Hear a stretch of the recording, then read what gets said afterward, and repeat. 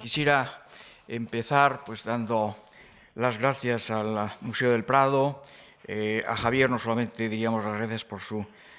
cálida presentación, sino también la enhorabuena por esa exposición de la cual estamos disfrutando estas semanas, magnífica por la calidad de los cuadros, y no solo de los de Velázquez, y intrigante, incluso por ese momento anticlimático que, como le comentaba ahora, pues puede suponer las meninas de Kingston Lacy. Los otros Velázquez es un poco la respuesta como título a petición que me hizo Javier este verano para participar en este curso. Y bueno, yo le agradezco pues, que me sitúe en una posición pues, marginal, que a mí tampoco me disgusta, intersticial, hasta cierto punto rellenando huecos, sobre los cuales no todo el mundo, ni siquiera yo mismo, pues a lo mejor estamos de acuerdo con lo que hemos podido haber hecho o han hecho otros de nuestros colegas. Quiero decir que los temas que yo voy a tratar, de una manera hasta cierto punto que va a ser casi como un patchwork, porque difícilmente tienen un encaje perfecto, pues son temas fundamentalmente debatidos, en relación con sus diferentes, hasta cierto punto, capacidades, en relación también con lo que es una invención de Velázquez por parte de la historiografía fundamentalmente decimonónica y en paralelo pues, a una construcción también de la escuela española que Javier Portus pues, ha estudiado detenidamente en los últimos meses. Y por lo tanto diríamos, pues hay encajes diversos entre la voluntad de presentar a un Velázquez, dueño hasta cierto punto de todos los instrumentos, de todas las disciplinas artísticas, aunque fuera exclusivamente a través de un instrumento como el diseño, y al mismo tiempo diríamos con ciertas resquemores con respecto a lo que podría ser, y casi estoy citando un artículo en el homenaje a Pérez Sánchez del colega y buen amigo pues, José Manuel Cruz Valdovinos, de intrusismo, Velázquez intruso, a este punto introduciéndose en disciplinas o actividades sobre las cuales no tendría precisamente ni instrumentos ni competencias. Naturalmente, el que haya visiones diferentes sobre estas actividades pues responde a que pues empleemos nuestros propios instrumentos o aquellos instrumentos que proceden del pasado para enjuiciar, diríamos, las actividades o los, skills, pedantemente, que podrían proceder del aprendizaje de Velázquez. Y a este punto he intentado pues, traer esta primera imagen, que es pues, de otro Velázquez, porque es a este punto también debatido, y al mismo tiempo un Velázquez juvenil, no un Velázquez mayor, viejo Velázquez, que es el que nos ocupamos en esta sede. El cuadro de la Yale University, de la educación de la Virgen, que todo el mundo pues, ha visto en la prensa y que evidentemente nos muestra desde un primerísimo Velázquez en torno a 1617, si aceptamos, y yo soy proclive a aceptarlo, la autoría, pues preocupado no solamente de lo que podría ser unos inicios de un dibujo a través de esas tizas que aparecen sobre la, no sé si mesita o mesilla de noche o repisilla a la izquierda, sino también pues, con una Virgen aprendiendo lentamente, no casi diríamos por ciencia infusa, pues a leer y por lo tanto a utilizar unos instrumentos que a mí me parecen fundamentales para entender a Velázquez y este Velázquez plural. El problema es desde el punto que yo me he planteado al preparar esta charla, es decir, realmente nos interesan otras actividades de un Velázquez que lo que realmente es un magnífico pintor. Y desde ese punto, si concebimos la pintura y la pintura en términos de modernidad, pues un pintor de caballete y no estoy muy seguro de que esas otras actividades pudieran tener un interés si no procedemos, diríamos, a una especie de hagiografismo de Diego Velázquez, que no parece pues, el siglo XXI el sitio cronológico más adecuado. Naturalmente, pues ya estamos todos al cabo de la calle y hace ya tiempo, décadas, que Roland Barthes pues dijo que el artista había muerto y que por lo tanto que lo que importaba era los cuadros separados, diríamos, de ese cordón umbilical hacia un autor cuya construcción era también un hecho histórico, pues como también en esos momentos prácticamente pues, se ocupó de señalarnos Michel Foucault, aunque fuera para el concepto de autor literario más que el concepto de autor artístico. Pero evidentemente se podrían trasladar las reflexiones de Foucault desde el ámbito de la literatura al ámbito del arte y por lo tanto plantearnos si bueno, es un ejercicio, digamos, históricamente coherente o extemporáneo el hacer continuamente una referencia, diríamos, como elemento explicativo a un autor, en este caso Diego Velázquez, bueno, pues que se transformaría a lo largo del tiempo entre 1617 y 1660 y que además dejaba unos productos que eran separados de sí mismo, o sea que él mismo cortaría el cordón umbilical por mucho que volviera de cuando en cuando sobre algunos de sus cuadros, y que evidentemente encontrarían exclusivamente su significación en el propio aislamiento del lienzo con respecto a su autor. Naturalmente, cuando nos metemos en camisa de 11 varas y planteamos el museógrafo, lector, escritor, bueno, pues casi estamos haciendo un ejercicio, bueno, pues de ir en contra de las tendencias hermenéuticas más modernas desde la segunda mitad del siglo XX, por lo menos. Yo quisiera, por lo tanto, llevar un poco el agua al molino de, diríamos, no hacer hagiografía, no convertir, si queremos un poco a la manera todavía de Palomino, con algunos de los artistas, grande en todas las disciplinas artísticas, todos clones, diríamos, de un Miguel Ángel que seguía como paradigma no solo en los textos de Vasari, sino también en los textos del siglo XVII y del siglo XVIII, probablemente también para el propio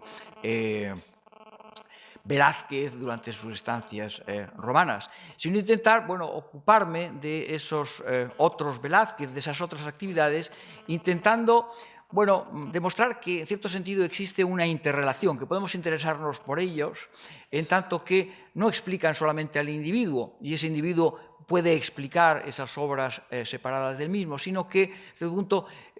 unas y otras actividades interrelacionadas entre sí sirven para justificar el que procediera,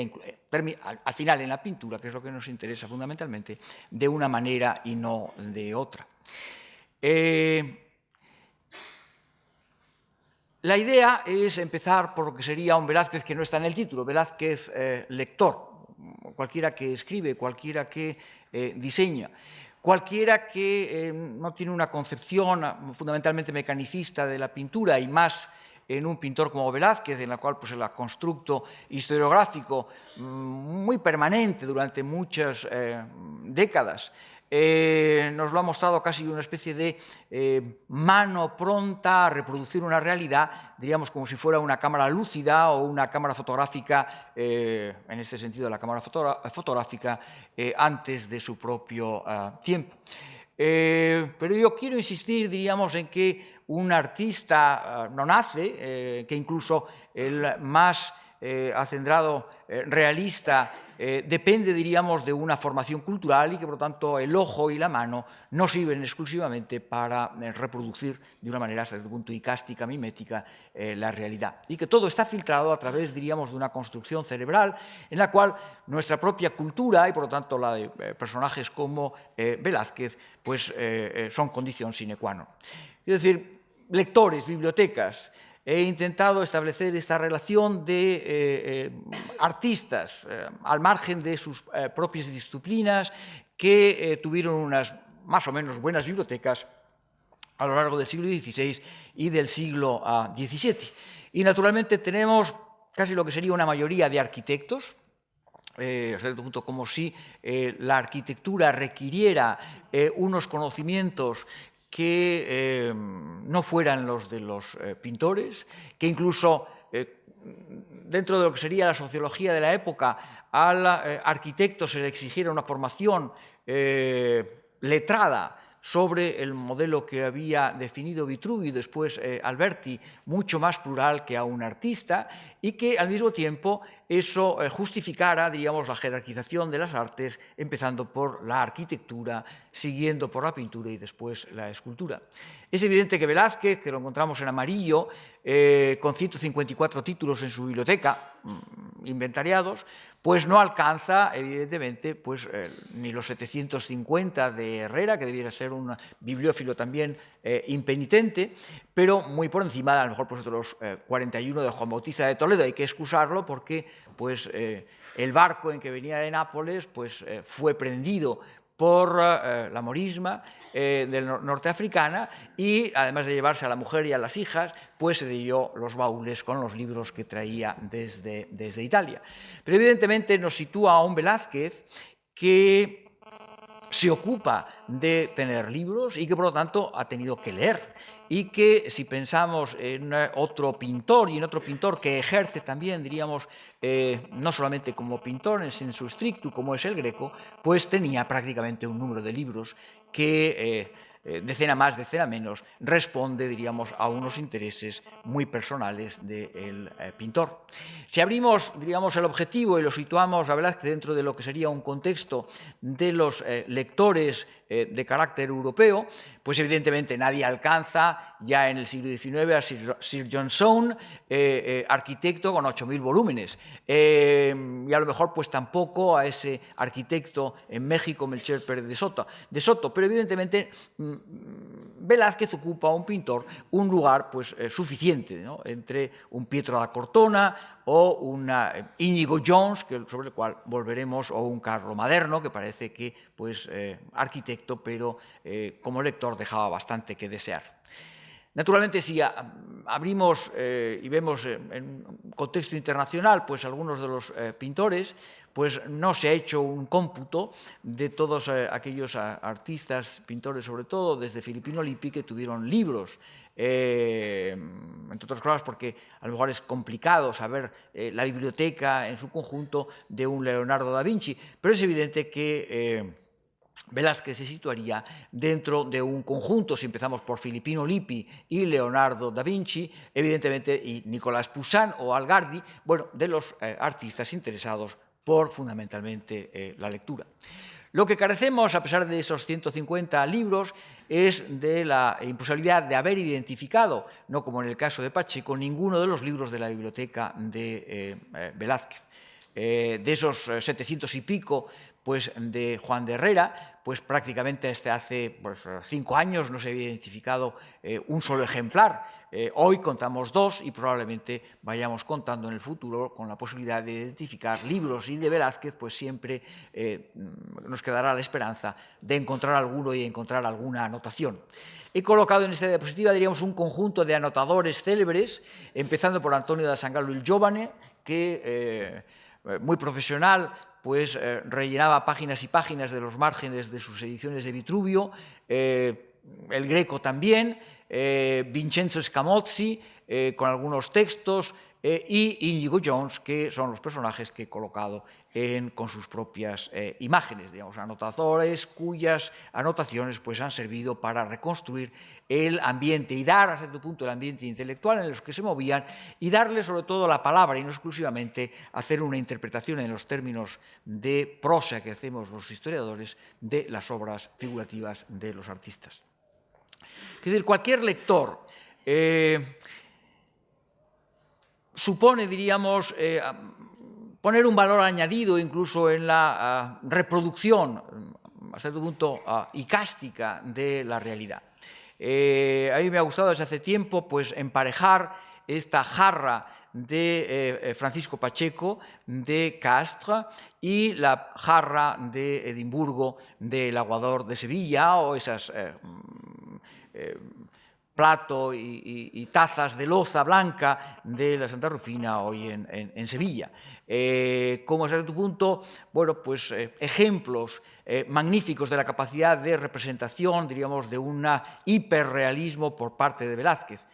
Pero al mismo tiempo, diríamos, la necesidad de ser conscientes de que no se copian las cosas. No podríamos decir que Pacheco no estuviera copiando una jarra de barro, sino que para saber realmente cómo pintar esa jarra del aguador, pues hay que saber mucho más exclusivamente para poder ver la realidad que se tiene delante y para poder reaccionar. Hay que saber bueno, cómo resbala una gota por una superficie rugosa, cómo se responde en términos de transparencia o de lustres, de luces, una gota de agua que se ha quedado depositada, cómo funcionan, diríamos, las sombras proyectadas de una rugosidad, cómo reacciona ante la luz materiales diversos. Quiero decir, no es algo que por mucho mirar podamos aprenderlo. Necesitamos, diríamos, unos filtros culturales, hasta cierto punto casi, diríamos, científicos, y no pensar que uno se pone delante de un lienzo, como hasta cierto punto la construcción de Velázquez, falto hasta cierto punto de dibujos, pintando directamente sobre el lienzo, y que nunca realizara ningún dibujo. Cualquiera de nosotros estamos llenos de papelillos por los bolsillos, por lo menos los que tomamos una nota. Pues yo imagino que un Velázquez tomaba notas gráficas en papelillos que evidentemente han desaparecido o en papeles de marca mayor que por desgracia tampoco han llegado hasta nosotros.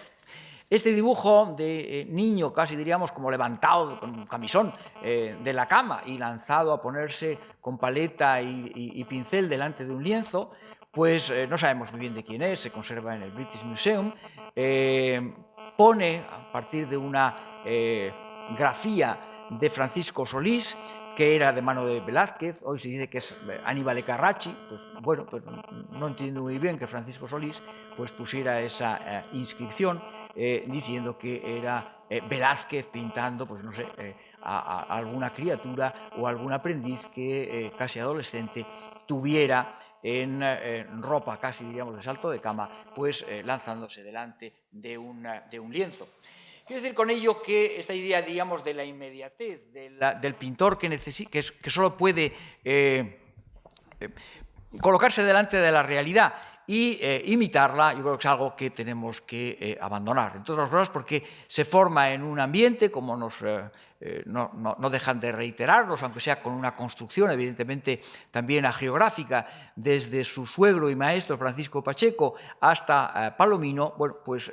como un lector, como un estudioso de la literatura artística y de la literatura, diríamos también, de autoayuda, y me estoy refiriendo pues al cortesano de Baldassare Castiglione, que estaba y que demuestra constantemente ser lector. Algunas de las lecturas pues, se han podido relacionar íntimamente con algunos de los lienzos del pintor. Ayer se refería Javier Portús, diríamos, a la expresión de las emociones que aparecía en un lienzo historiado como la túnica de José. Es evidente que estaba leyendo como su maestro Pacheco, que no solamente lo leía, sino lo plagiaba o lo intertextualizaba, pues al pintor Giampaolo Lomazzo, que era uno de los grandes textos que servían. En otros, diríamos, textos de cosmografía, paulatinamente hemos ido rellenando algunas de las lagunas que existían en la identificación de los libros y, por lo tanto, diríamos, tenemos una variedad mucho mayor de intereses, desde la cosmografía hasta las ciencias que, bueno, pues tocaban, pues, muy diferentes aspectos de lo que sería la actividad científica o letrada de un pintor como Velázquez. La aritmética y la geometría es uno de los libros que se ha podido identificar más recientemente de un abad napolitano, o por lo menos de la Italia del Sur, Giorgio La Pizzaia, en el cual pues, se nos muestran diferentes textos en los que aprendería pues, no solamente las 4 reglas, sino unos cálculos matemáticos que probablemente pues, como aposentador tendría que hacer. O el arte militar, que en cierto sentido pues, también parecía formar parte inexcusable de la formación de alguien que tuviera que enfrentarse, aunque fuera, diríamos, como en un fondo, con una rendición de vereda en la cual pues, podía ser exigido en la introducción de algún elemento que pues, hiciera referencia a unas defensas de las fortalezas del mundo flamenco. No digamos otro de los libros más recientemente identificados, el texto milanés de Pietro Antonio Barca, en el cual pues, había algunos elementos de enseñanza de la perspectiva y en un texto dirigido en un ambiente, diríamos, de súbdito de la monarquía al propio Felipe III, con imágenes que evidentemente nos muestran como estas plantas en las cuales la perspectiva está hecha a modo, diríamos, casi de coreografía de personajes en un espacio donde se sitúan y podrían moverse delante de 4 columnas que marcarían evidentemente una concepción tradicional, si queremos, de la perspectiva como construcción geométrica arquitectónica, pero que Barca, pues a cierto punto, supera a través de estas planimetrías en las que el elemento humano es fundamental en la composición espacial de la imagen. La ciencia catóptrica, o por lo tanto la ciencia de los espejos, pues parece que es connatural con Velázquez, como veremos más adelante. Bien, otro de los textos finales es este de Rafael Mirami, probablemente un judío ferrarés, que nos ha dejado pues todo un tratado sobre las leyes que se conocían en ese momento de cómo funcionaban los espejos. Y por lo tanto, Velázquez no solamente se ponía delante de un espejo e intuitivamente copiaba lo que aparecía, sino que tenía un control, evidentemente, de la naturaleza física, de la visión y de la reflexión de un espejo. Otros tienen una incidencia, diríamos, desde un punto de vista menos científico, diríamos más cultural. Y evidentemente uno de ellos, aunque no sepamos exactamente la edición que manejaba Velázquez, es bueno, un texto básico, como es el texto de Plinio el Viejo, de Naturalis Historia, en el cual, pues, conjuntamente con Plinio el Joven es el joven, evidentemente, en las composiciones de imágenes no barbado, bueno, pues representaba uno de los grandes escritores que traía al mundo contemporáneo pues la lección, las anécdotas, pero siempre detrás de una anécdota hay un elemento de crítica, de juicio, de valoración de la pintura fundamentalmente griega. Ayer Javier, a propósito de la obra teatral de Lope de Vega, Darlo todo y no dar nada, evidentemente, subtitulada Apeles y Campaspe, pues nos hablaba del carácter casi popular de esta pareja, de hecho, de pintor y modelo. Pero, evidentemente, Plinio daba para mucho más, y no solamente, diríamos, crear arquetipos sobre los cuales los pintores verse reflejados, sino en intentar emular a unas pinturas que solo se conocían, evidentemente, a través, con alguna excepción, a través de un proceso de éfrasis y que, sin embargo, pues todavía estaban, diríamos, estimulando la imaginación de pintores que aparentemente serían nada más que realistas. La traducción parciales del texto de Plinio nos llevarían probablemente a que Velázquez poseía una edición italiana, dado que la edición de Palomino pues, no se publicaría en Francia hasta finales del siglo XVII, muerto Velázquez. Esto viene a cuento, y he de rendir gratitud y homenaje a la profesora de la Autónoma y ahora en el Museo del Prado, María Cruz de Carlos Barona, que fue la primera que señaló esta naturaleza de este retrato también debatido, diríamos, de Velázquez, de Fray Simón de Rojas, muerto, y la realidad de los dibujos o del dibujo que supuestamente de mano de Velázquez, según también de una inscripción o una copia de un dibujo original de Velázquez perdido. La inscripción desaparece en los libros en función de que se quiera pues casi, diríamos, poner a la venta este dibujo de los trinitarios de Roma en Villa Condotti, y en el cual pues, se elimina esa inscripción en la que se dice que es copia puntual de un dibujo de Velázquez, porque varios dígitos en el eventual precio pues, han desaparecido de inmediato.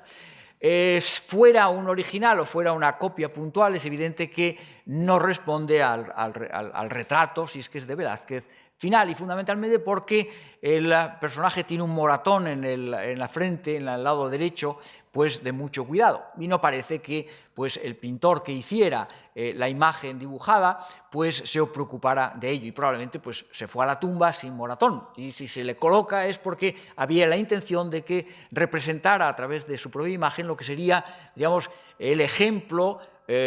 perfecto de lucha con el demonio en el momento de la agonía final y, por lo tanto, el tránsito hacia el más allá. Y tal como nos contaban las crónicas y los textos impresos de la época, es precisamente ese testimonio de la lucha y golpeándose la cabeza el que se representaría no en el dibujo, diríamos, del natural, sino en la construcción de un lienzo a posteriori.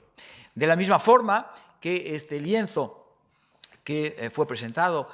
por Pérez Sánchez hace pocos años como un lienzo del propio Velázquez, es una especie, diríamos, de constructo en la que la realidad es mejorada desde un punto de vista, diríamos, edificante y ejemplarizante a través de un elemento postizo, pues nos encontraríamos que el cuadro, que parece, diríamos, también tomado exclusivamente de la realidad, aunque todos sepamos pues, que nunca estuvo en Fuenterrabía, en principio el conde duque, pues nos mostraría algunos de los elementos que hacen que la aparente realidad pues, esconda un elemento, diríamos, de guiño culto a través de una lectura. El lienzo nos muestra un caballo, evidentemente, que suda. Bueno, no tenemos mucho trato con los caballos, pero del cine pues sabemos que en los western, cuando un caballo pues, viene de haber escapado de los indios, pues tiene unas grandes manchas blancas de sudor. O babea un caballo agitado, y evidentemente pues, no puede explicarse sino por babas, esos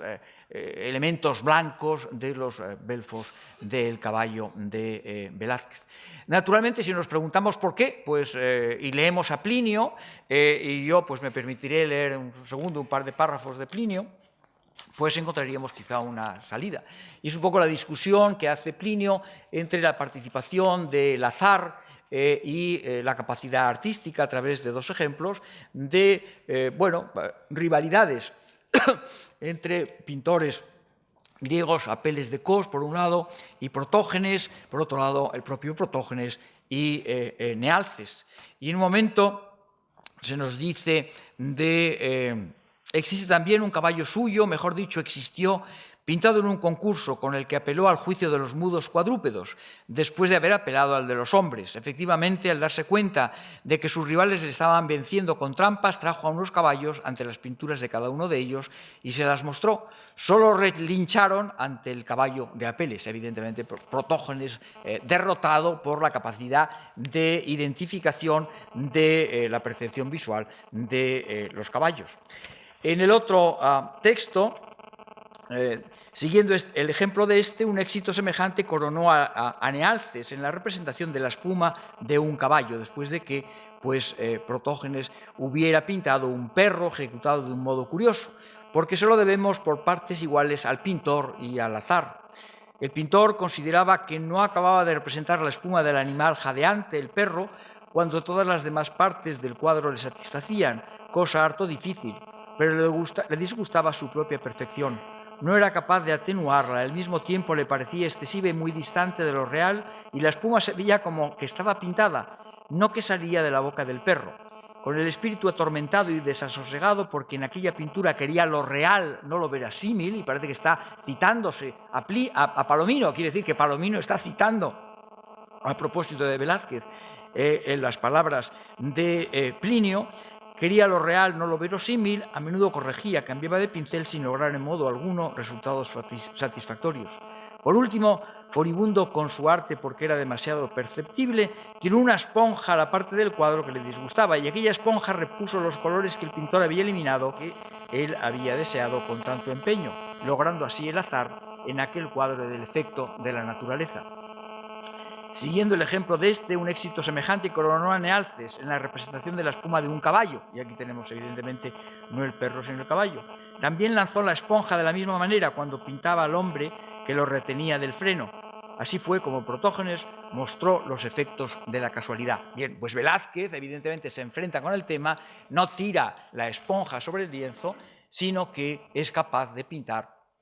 ese efecto y, por lo tanto, situarse por encima incluso de Apeles, de Protógenes y de Nealces. Quiero decir que lo que aparenta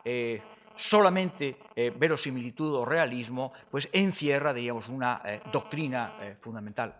Si lee, es lógico que, a pesar del supuesto laconismo, que solo pues, se ha roto pues, alguna carta que publicó José Luis Colomer, por ejemplo, dirigida a Virgilio Malvezzi, pues algunos de los textos que tuvo que escribir Velázquez. Yo he luchado o he defendido el que... El móvil mío hace interferencia. Pues, ¿y qué hago en él? ¿Lo destruyo? No, lo apago. Si consigo apagarlo, que no es muy seguro. Yo lo tenía callado, pero vamos... perdonen ustedes porque... deslizar para apagar. Bueno, pues irá lentamente. Espero que sea eso y no algo, un marcapasos que ignoraba tener. Bien, el texto de Pedro Villafranca, la imagen de Pedro Villafranca Malagón con el retrato que decora la descripción breve del monasterio de San Lorenzo del Escorial de Francisco de los Santos, pues ha encerrado siempre un texto que parecía haber tomado, bueno, textos originales de Velázquez, hasta cierto punto porque así nos lo había presentado Palomino en la biografía de Velázquez, insistiendo en que el pintor había escrito una descripción y memoria de las obras que había, digamos, museológicamente o museográficamente colocado en la nueva instalación de pintura del Escorial. Pasaré muy por encima de ello, como también del tema, diríamos, de las capacidades de connoisseur, de las capacidades de experto en despertizaje del propio Velázquez. Todos sabemos que bueno, de cuando en cuando tenía que visurar retratos reales ajenos y tenía que proceder no tanto, diríamos, a definir la calidad de las réplicas que se hacían, no en su taller, sino por parte de otros talleres que intentaban pues, ofrecer a precios módicos pues, la efigie del monarca o de otros miembros de la familia. Naturalmente, ayer se habló mucho del retrato real y yo siempre pienso que hay un elemento que definía también, diríamos, lo que sería la mecánica del retrato regio, que es que tiene que constantemente renovarse. Y esa referencia que también hacía Javier de ese texto del propio Felipe IV, diciendo hace 9 años, en carta a la condesa de Paredes de Nava, convertida en monja en Malagón, pues no solamente es que era un capricho por no quererse ver avejentar, sino porque hasta cierto punto estaba dentro de las exigencias del cargo el ser renovado en su retrato. Todos sufrimos cuando tenemos que hacernos una nueva fotografía para el pasaporte y para el documento de la ciudad de la identidad, y yo sufrí mucho en su momento cuando llevé una foto del anterior y me dijeron, usted ha cambiado, váyase a hacer al fotomatón y ya verá rigidez, descolgamiento, desastres celulares. Bueno, yo fui optimista y salí con una ligera depresión, y eso debía ser pues, entre los 30 y los 40, con lo cual ya no pregunto y voy directamente al fotomatón. Quiero decir que se nos exige para estar documentado pues, una imagen que es la real. Yo me temo que también en cada momento se exigía un retrato verdadero del rey. La vera efigie representaba que un rey se modifica a lo largo del tiempo, como ocurre con todos, y por lo tanto pues, que ese retrato tenía que ser constantemente renovado para ocupar, lógicamente, pues, despachos o cuartelillos. La idea es que Velázquez tenía que realizar esa constante renovación y, por lo tanto, esa descripción y memoria pues, habría sido una de las tareas que habría tenido que realizar. Estas memorias pues, no aparecieron en forma de un impreso hasta finales del siglo XIX, cuando Adolfo de Castro y Manuel Cañete publicaron un ejemplar que todavía se encuentra en la biblioteca de la Real Academia Española. Naturalmente, Adolfo de Castro pues, era sospechoso, porque ya había dado algunos falsos, y por lo tanto, Karl Justi, benemérito historiador alemán, que por otro lado pues, escribía cartas falsas de Velázquez, pues dictaminó que esa, que no la había escrito él, pues tenía que ser radicalmente falsa. Con lo cual, desde entonces, pues hemos mantenido la idea de la falsedad de este texto, supuestamente publicado en Roma, bueno, pues editado por Juan de Alfaro, el discípulo de Velázquez, y a cierto punto fuente también de Palomino. Lo que yo pensé siempre es que no es fácil inventarse un falso, es decir, ni pictórico ni literario, y por lo tanto que se necesitan ciertos mimbres, y que esos mimbres, cuando se comparaban con el texto de Fray Francisco de los Santos, pues supuestamente eran unos textos sorprendentes. Con posterioridad yo encontré en la biblioteca de la Fundación Lázaro Galdiano un segundo ejemplar, y en este pues parecía que estaba inserto en un volumen facticio cuya fecha tenía que ser no posterior a 1765 y por lo tanto pues, le daba pues, una naturaleza de falso, dieciochesco más de falso del siglo XIX. Y naturalmente pues, a lo mejor no era tanto un falso forjado por el primer conde de Salceda, sino diríamos una especie de lo que hoy llamaríamos casi diríamos, como una fotocopia de unos textos que se intentan difundir por un medio que tiene que ser el de la imprenta. Hoy haríamos una fotografía y nos la transmitiríamos o la colgaríamos en Facebook, pero evidentemente en el siglo XVIII pues, tenía que hacerse un impreso y no tener a un copista pues, destrozándose la mano y los ojos copiando ejemplares. Y a mí me ha gustado pensar que el conde de Salceda pues hiciera este ejercicio con motivo, diríamos, casi del primer centenario de la muerte, casi una especie de homenaje a Velázquez, convirtiéndolo también en escritor. Lo que interesa no tanto, diríamos, son los problemas de que en 1760 se tuviera un dominio perfecto de la biografía de Velázquez en función de los documentos que después se han encontrado, como en lo que podía contarnos de Velázquez. Y a cierto punto, pues me gustaría leerles pues, algunos de los juicios que aparecían de algunos de los cuadros, y fundamentalmente del que parecía que el autor o el falsario, o después Francisco de los Santos, pues había señalado como elemento fundamental de uno de los cuadros de la sacristía del Escorial, el lavatorio que hoy se encuentra y del cual disfrutamos Eyes Wide Shut, con Eye Wide Shop Open en el Museo del Prado. Vaya en segundo lugar, después lógicamente de la Perla, pero no como inferior el lienzo del lavatorio de Cristo a sus discípulos la noche de la cena. Excedióse asimismo aquí el gran Jacobo Tintoretto, es de excelentísimo capricho, subrayo capricho, en la invención, subrayo invención y ejecución admirable. Dificultosamente se persuade el que lo mira a que es pintura, tal es la fuerza de sus tintas y disposición de su perspectiva, que juzga poderse entrar por él y caminar por su pavimento enlosado de piedras de diferentes colores, que disminuyéndose hacen parecer grande la distancia en la pieza y que entre las figuras hay aire ambiente. Son de vivísima aptitud todas según a lo que a ti se atiende. La mesa, asientos y un perro que está echado son verdad, no pintura. La facilidad y gala con que está obrado causará asombro al más despejado y práctico pintor, y por decirlo de una vez, cuanta pintura se pusiere junto a este lienzo se quedará en términos de pintura, y no tanto más él será tenido por verdad. Este lienzo sigue el texto. Quiero decir que parece que está hablando Palomino, parece que está hablando la historiografía sobre Velázquez a partir de textos que reutilizaban, diríamos, fórmulas que nos hacen ver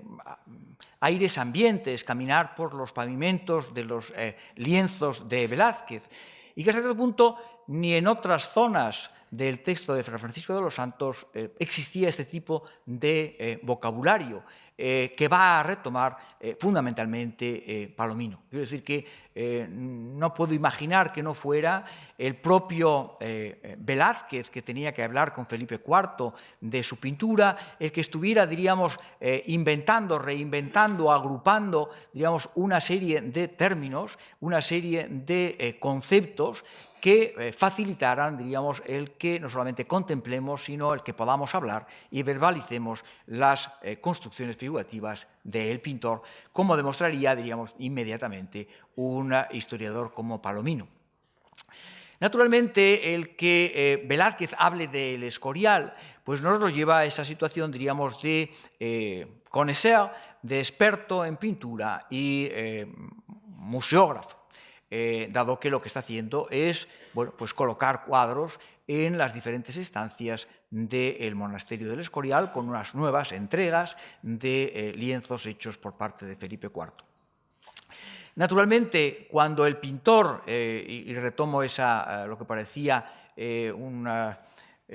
una salida de tono, estaba juzgando los retratos que podía encontrar en la propia ciudad, Villa de Madrid o en otras ciudades, pues estaba juzgándolos, digamos, desde el punto de vista de su calidad, pero también desde el punto de vista de la adecuación al momento y que no fueran, digamos, retratos obsoletos desde un punto de vista de la realidad física del monarca y su familia. Naturalmente también hizo algún pinito porque tenía que juzgar pues, alguna colección, algún inventario para una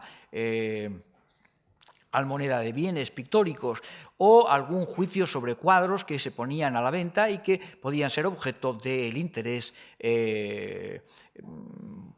bulímico de Felipe IV en términos de coleccionista. Naturalmente, pues muchos han dicho, pues se equivocaba, no era un original sino una copia. Bien, a mí me deja un poco frío, porque todos los que hemos hecho hemos puesto un nombre vinculado a un cuadro, pues no hacemos más que equivocarnos, digamos, desde Crowan Cavalcaselle a Berenson o incluso pues, a personajes y personalidades mucho más recientes. Y evidentemente si pensamos que, como decía Bernard Berenson, pues el mejor historiador es el que tiene una colección de fotografías más amplia, pues el pobre Velázquez no tenía una sola fotografía y por lo tanto pues, podía ejercer mal como historiador en un contexto en el cual, como mucho, pues tendría algunos bocetos, algunos dibujitos de cosas que hubiera visto en su viaje. Se ha hablado de un Velázquez que ya habría intervenido, diríamos, como factotum con Giovanni Battista Crescenzi en la decoración, en la organización de algunas de las piezas del Buen Retiro en los años 30. Hoy no estamos tan seguros, pero sí, evidentemente, que como estudió a Buenaventura Basegoda y Ugas, bueno, en un trabajo modélico de reconstrucción de unos ambientes procedentes del pasado, intervino de una forma decisiva en la musealización, y digo bien porque no parecen tener un programa iconográfico excesivamente coherente, sino bueno, agrupaciones de lienzos que incluso eran susceptibles, diría cualquier conservador de museo, debidamente recortados y adaptados a que hicieran pandan, incluso también en medidas, bueno, pues y colocarlos en diferentes ámbitos del monasterio del Escorial, desde la sacristía, antes de que evidentemente pues, se colocara el testero de Rizzi y Claudio Cuello, hasta pues, los diferentes capítulos del vicario o del prior, y evidentemente antes de que se colocara a la izquierda la propia túnica de José, pero bueno, les dio una formalización que evidentemente no era la que preexistente, ni la que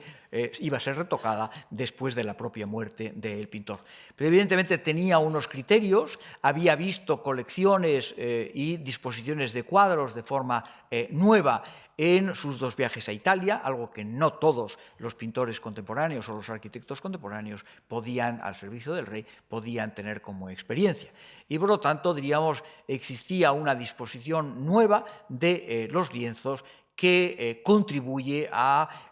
insistir, diríamos, en esas capacidades que tenía Velázquez para manejar lo que sería las artes del diseño. Es decir, cuando se habla de Velázquez también arquitecto, tenemos que pensar que no es en términos estrictamente contemporáneos de lo que definimos como una profesión arquitectónica después de la creación de las escuelas de arquitectura en el siglo XIX. La mayoría de los grandes arquitectos del pasado, el año que viene celebraremos el centenario de la muerte de Bramante, pues Bramante era pintor. Miguel Ángel no era arquitecto y algunas de sus obras cumbres de la arquitectura de la época moderna, pues empezando por la cúpula de San Pedro, pues evidentemente son obra de un escultor que ejercía a maravilla como pintor y todavía peor, como diríamos, como arquitecto. Que incluso hay elementos que no han podido resolverse, como el que en el grabado de la entrada al Panteón del Escorial que realiza Pedro de Villafranca, Malagón, pues no sean las figuras exactamente iguales a las que aparecen en la realidad, fundidas en bronce, ni que muchos de los elementos decorativos sean también idénticos. Y no hemos conseguido, diríamos, justificar, a pesar de que alguna referencia hay que pues, metía el dedo y probablemente un carboncillo el propio Velázquez en la definición de algunas de las cosas del panteón escurialense. Que como arquitecto decorador pues interviniera también en un momento final de su vida en la isla de los Faisanes.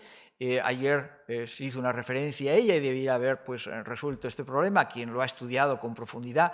como es José Luis Colomer, y yo pues incluyo, hago propias, diríamos, algunas de las afirmaciones e imágenes que publicó Colomer en su momento, pues evidentemente nos muestra pues, un concepto de arquitecto que es distinto, y sobre ese modelo, diríamos, miguelangelesco, vasariano, y nuevamente Vasari es una de las fuentes fundamentales, diríamos, de la cultura y del imaginario velazqueño. Quiero decir que Miguel Ángel, retomado después por Vasari, pues crearon lo que sería una primera idea de la unidad de las artes. Después, yo qué sé, pues Wagner, la Gesamtkunstwerk decimonónica, pues nos ha llevado ya a la idea de la ópera como máxima expresión artística, en la cual pues, el ballet, el canto, la música, la escenografía, la iluminación configura, diríamos, una unidad plural y sinergética de diferentes disciplinas. Bueno, ya en el siglo XVI, Miguel Ángel había creado, diríamos, esta idea de una unidad de las artes bajo una primacía paternal del diseño y, por lo tanto, diríamos, la necesidad de dominar y construir instalaciones, diríamos hoy en día, en la cual hubiera una interrelación entre arquitectura, naturaleza a través de la iluminación natural, convertida en artificio, transformada a través del genio del artista que manejaba la iluminación, pintura y escultura, y manejando unos espacios que evidentemente eran parte de la instalación. Por lo tanto, diríamos, Velázquez tendría esta concepción heredada y que muchos de los artistas con los cuales él podía haber tratado en Roma, pensemos en Pietro da Cortona, que ejerce de arquitecto y no solamente como pintor, y que construye grandes instalaciones como la gran sala del Palazzo Barberini o las grandes salas de Palazzo Pitti, pues nos mostrarían. Las imágenes que tenemos de unas construcciones efímeras para el acuerdo de la paz de los Pirineos y del matrimonio de María Teresa y Luis XIV, pues son de fuentes francesas o españolas y nos muestran pues, una especie de puente y salones alargados en forma de isla-puente, muy distintos a los que se habían utilizado como castilletes en 1615, cuando Felipe V había sido prometido con Isabel de Borbón y su hermana Ana con Luis XIII. Evidentemente las plantas nos muestran unas disposiciones muy simples, diríamos casi de cajas de zapatos, unas unidas a las otras, pero evidentemente en una especie de organización que Pedro de Villafranca nos muestra después como algo muy distinto a lo que se había hecho en 1615 en la isla de los Faisanes en el Bidasoa. Y evidentemente fuentes distintas nos muestran pues algunos de los elementos con una carga importante simbólica, sobre todo en este grabado, que enfrenta a Mazarino con el válido Luis Méndez de Haro, con dos construcciones arquitectónicas que representarían bueno, pues, la voluntad de paz por parte de los franceses y la voluntad de guerra por parte de los españoles, a la postre, sometidos con esos persas en forma, diríamos, de Atlante o Cariátide, del vencido en un templo que evidentemente es una construcción figurativa francesa y no española. Las imágenes que tenemos de las pinturas de Frans van der Meulen sobre una Charles Lebrun o de un grabado que después se va a tallar, nos muestran precisamente una composición del lugar donde tuvo lugar y que evidentemente está construido, diríamos, decorativamente gracias a grandes tapices que se trajeron evidentemente los españoles de Madrid, que Velázquez eligió los más antiguos, los del siglo XVI, pero de mayor calidad, y grandes alfombras, pero curiosamente también un espejo, una pared en el fondo de espejo que nos refleja una ventana que permitiría la iluminación y una composición que tanto en uno como en el otro cuadro pues, nos representa. Y claro, esa construcción de Van der Meulen o del dibujante del tapiz, en la cual incluso los dos personajes, pues Luis XIV y Felipe IV, se reflejan en el espejo, pues yo sinceramente, pues o veo visiones o veo que Velázquez estaba colocando espejos, utilizando no porque hubiera visto grabados de Abraham Bosch, porque evidentemente se puede utilizar esta imagen, pero si es de las vírgenes locas, pues no parece lo más decoroso y adecuado como modelo para el matrimonio de una virgen prudentísima como tenía que ser María Teresa de Austria. Y por lo tanto habría que pensar que en lo que estaba pensando Velázquez era casi en reproducir en estado vital un cuadro en el cual pues, la imagen de los monarcas aparecía en un espejo final y por lo tanto el artista estaba dominando no solamente un lienzo con su espacio y ambiente, con su construcción de zonas en las cuales yo siempre lo subrayo, más del 50% de este lienzo, pues prácticamente no tiene nada, es un techo y unas paredes en penumbra y por lo tanto reconstruyendo la realidad a base de esas zonas que no son elocuentes, que no tienen una retórica de la figuración, pero que están dentro de nuestro campo visual. Y nuestro campo visual incluye elementos que no son perceptibles, están ahí, pero no somos conscientes de su propia percepción. Naturalmente, el que hubiera decorado algunos de los espacios del Alcázar, y no solamente para colocar en un lugar impreciso de los sótanos del cuarto bajo de verano, pues casi como un fondal del despacho del rey y las meninas,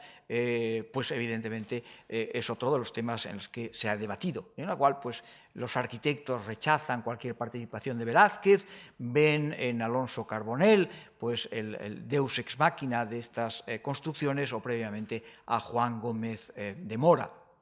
Es decir, que las variantes entre la definición espacial luminosa de la sección más meridional y de las alas del piso noble más representativas, lo que sería una secuencia, esto es el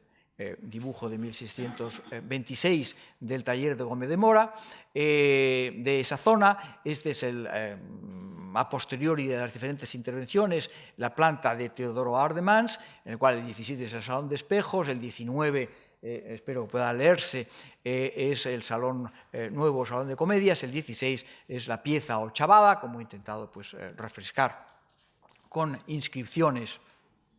y una orientación más de vida, y a la cual evidentemente pues, una simple comparación nos demostraría que había una intervención muy radical. Segunda intervención, dado que en la segunda estancia de Rubens en Madrid pues, entró, diríamos, como caballo en cacharrería y redecoró y reinstaló todos los lienzos que después iba a someter a una nueva reinstalación Velázquez, un poco casi cobrándose alguna venganza personal con respecto al pintor de Amberes. Quiero decir que las diferentes estructuras, pues, en alguna medida, no es que Velázquez estuviera bueno, pues, calculando contrarrestos de obras, a cierto punto, no de mucho peso ni necesitadas de buenos materiales para su solidez, pero sí, diríamos, definiendo, como se insistió una y otra vez, en las funciones que debía tener, no solamente como aposentador, sino como director de orquesta de las actividades artísticas al servicio de Felipe IV. Y no podemos olvidar un texto, un documento en el que el príncipe de Masmin y conde de Isenguien, Baltasar Philippe de Gambillon, que estaba casado, probablemente era cuñado de una de las meninas de María Agustina Sarmiento, porque estaba casado con doña Luisa Sarmiento, pues dirigió en el momento en que tuvo que dar su opinión sobre la bondad de Diego Velázquez para ser aposentador. Ha muchos años, dice Isenguien, que se ocupa en el adorno y compostura del aposento de su majestad, con el cuidado y acierto que a vuestra majestad le constan, oficio tan ajustado a su genio y ocupación. Quiero decir que si alguien de la nobleza estaba señalando genio y ocupación, es evidente que no estaba engañando a Felipe IV, que sabría perfectamente de qué iban las cosas. Es decir, que muchas veces a lo mejor somos talibanes de una lectura en sensu estricto de los documentos, y los documentos siempre tienen una significación para los que los reciben o los emiten muy distinta a las que podemos tener actualmente. En la exposición podemos disfrutar del mazo de Londres, en la cual pues, aparece, probablemente vista desde el Salón de Espejos, la pieza ochavada, tal como pues, Velázquez fue incorporando elementos que en su segundo viaje a Italia había conseguido a través, diríamos, de una labor también, diríamos, de connoisseur, de comprador de lienzos, de comprador de estatuas antiguas o encargos de estatuaria antigua en calcos y en yesos. Y naturalmente de la cultura del personaje, pues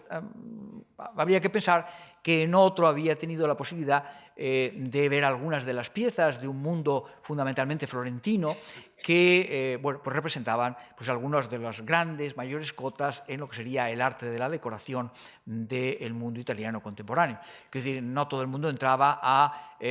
la tribuna del Palacio de los Uffizi. Hoy lo vemos pues, en plan turista, pero evidentemente pues, no se entraba, como tampoco en Palazzo Pitti, como Palacio Gran Ducal en Florencia, que es la imagen de la derecha, o las salas que también del Palacio Gran Ducal de Pitti,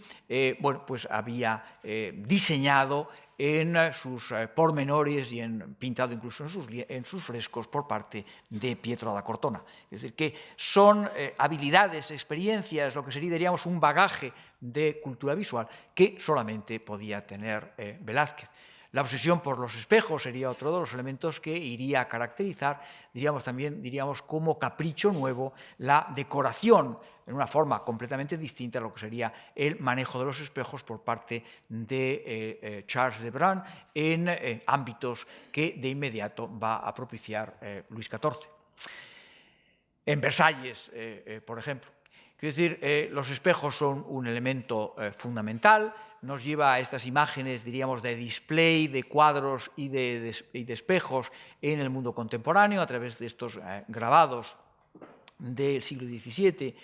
o de comienzos del siglo XVIII, como los de José García Hidalgo, y en los cuales evidentemente se trata de manera distinta los lienzos colocados verticalmente y los espejos colocados de una forma ligeramente inclinada, porque si están colgados